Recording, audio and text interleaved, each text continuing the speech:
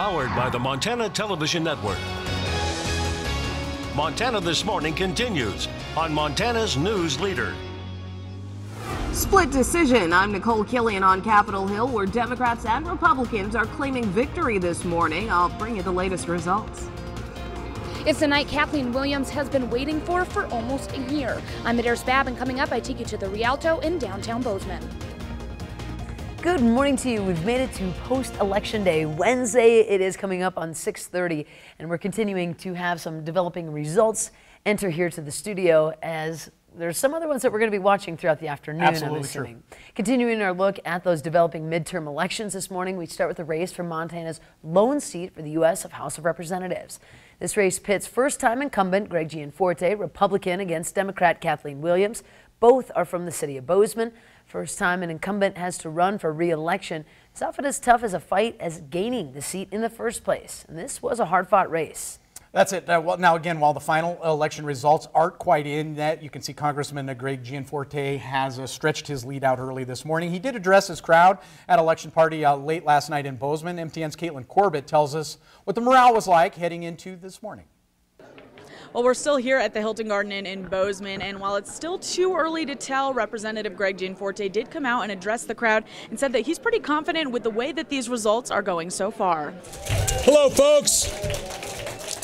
So I wanted to give you a quick update. At this point in time, we have more votes than anyone else on the ballot in Montana.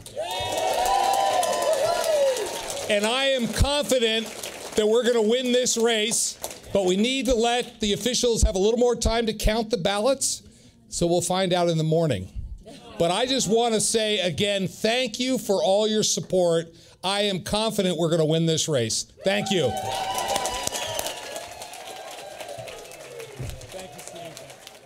And we will have full election results for you as soon as this race is called on MTN News. In Bozeman, Caitlin Corbett, MTN News. The Democrat candidate for the House of Representatives, Kathleen Williams' campaign party was at capacity, and at some point during the night, people couldn't come in unless another person had left. MTN's Adair Spab, who was at the party, finds out what Williams is planning to do now that the campaign is finally finished up. I'm Adair Spab here at the Rialto in downtown Bozeman, where Kathleen Williams' campaign party would start off with a bang as she went up early in the polls, but would later fall several percentage points to incumbent Greg Gianforte. Thank you to all the Montanans who I am so honored to have them share their stories with me, their concerns, their hopes, their dreams, and their trusting me with making their future better. That is such an honor, and I won't let you down. If the result is different, we must remember that progress requires vigilance, and process is not always a straight line. We will continue to work hard and maintain our integrity, right? I will be fighting along with you. We need to make progress for Montana. So thank you. We're confident we're going to be victorious, but thank you for coming out, and we will see. We will see. So thank you so much.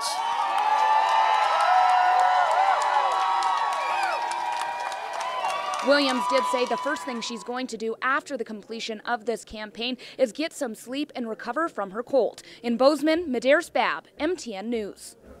I can only imagine how much you're just running against that. All of these candidates Everyone's have put in is just voices ridiculous. are gone. Now, No Williams question. raised more money than Gianforte, but at this time, she's still a few percentage points under. And as our graphic just showed, about 9 percentage points behind the incumbent Greg Gianforte at this point. We do have other races to talk about. U.S. Senate race in that contest right now, still very close to call in this one. Matt Rosedale, the challenger, with 49% of the vote, 202,000 there to about 199,000, almost 200,000 there. So that one still too close to call.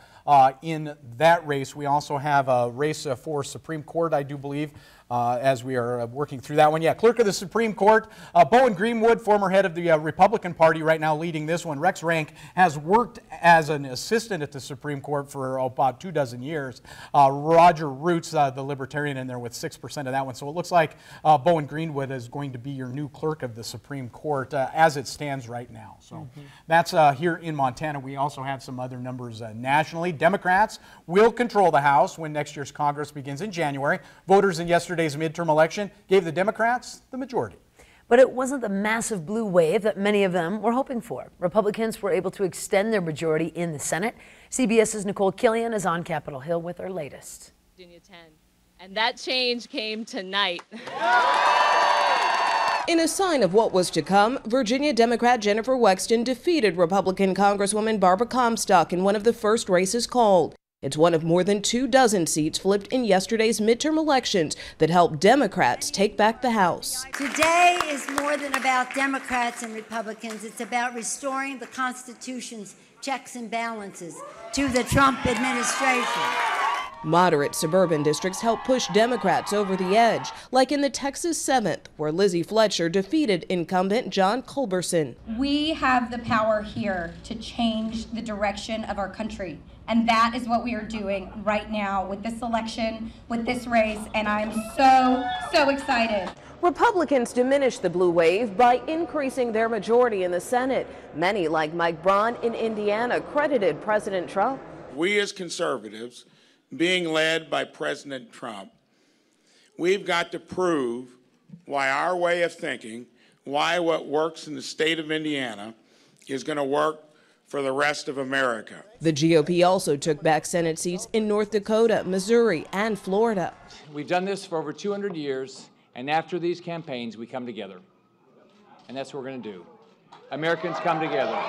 Despite the loss of the House, President Trump tweeted, "Tremendous success tonight." Nicole Killian, CBS News, Capitol Hill. Now, other notable wins for the Senate. For the Republicans, Mitt Romney won the open seat in Utah. Marsha Blackburn won in Tennessee. And Ted Cruz held off Beto O'Rourke in Texas. Arizona is still too close to call at this time. As is Montana's. Matt Rosendale with less than 3,000 vote lead right now, with about 58% of the votes actually counted here in Montana. We're going to continue to update those numbers as we go along. Again, like we've been saying all morning long, Matt does this every day. This is not new to you, updating numbers. Yep. I'm looking at them now. Numbers just updated not long ago. It is chilly outside. You're going to have to deal with some fog in parts of the area this morning, and that is going to slow your morning commute.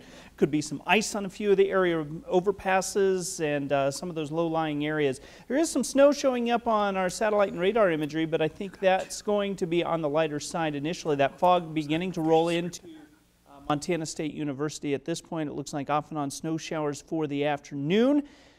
Take it easy this morning. It is going to be foggy for parts of southwest Montana. Complete forecast, of course, coming up in just a few minutes. 6:36, we have some local numbers to pass along as well. Bozeman City Commissioners hoping for a green light on the Public Safety Center. Voters pass a bond to build a new Public Safety Center. Facility will house municipal courts, victim services, police station, and fire station. If it passed, it will be located on city-owned property. There you see the results in right now, our latest numbers showing that one looks like it's going to pass 59% to 41. Again, city commissioners at odds with some county officials in that one, including Sheriff Brian Goodkin and County Attorney Marty Lambert. They've been pretty vocal in the opposition of that plan, of course, with the joint facility.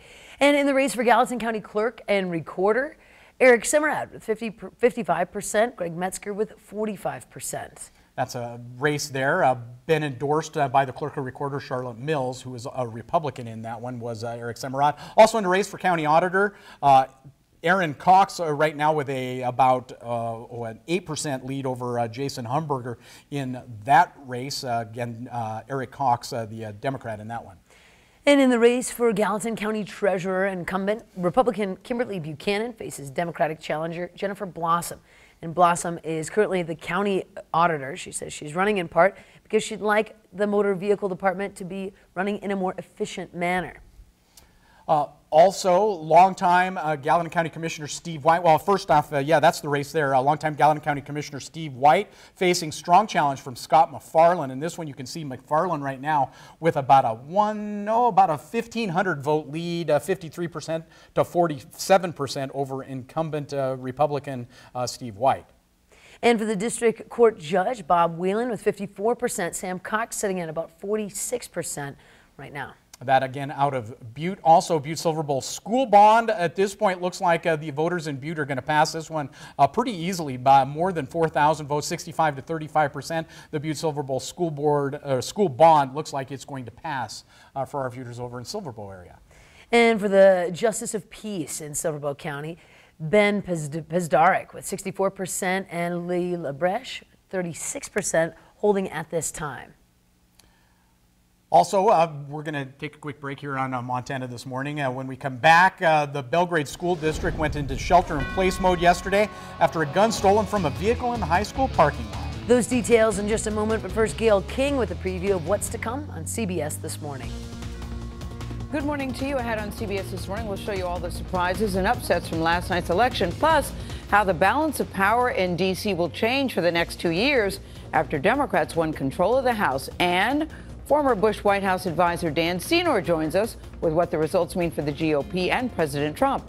A record number of women will be seated in the next Congress. We'll look at why there was such an increase in female candidates. We'll see you 7 o'clock.